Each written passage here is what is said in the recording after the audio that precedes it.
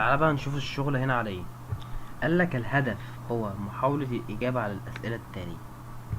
بإجابة السؤال ده الهدف هو محاولة الإجابة على الأسئلة التالية.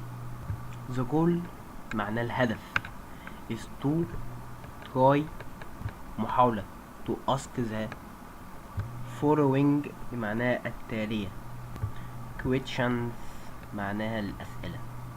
كلمة نرمس اسمعها كتير ومش عارف معناها ايه ويعني ايه نرمس. كلمة under معناها تحت واحنا عارفين الكلام ده. كلمة slightly معناها بعض الشيء. كلمة بقى under slightly معناها تحت قليلا. طبعا different عارفينها يعني اختلاف.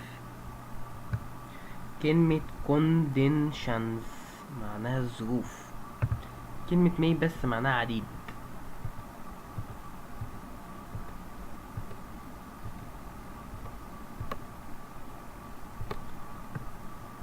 كلمة results معناها النتائج.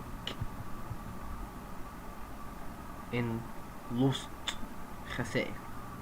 فالنرمس هو حدث غير مخطط له وغير مرغوب فيه، كان من الممكن أن يؤدي إلى خسائر ولكن لم يؤدي، ربنا سترها.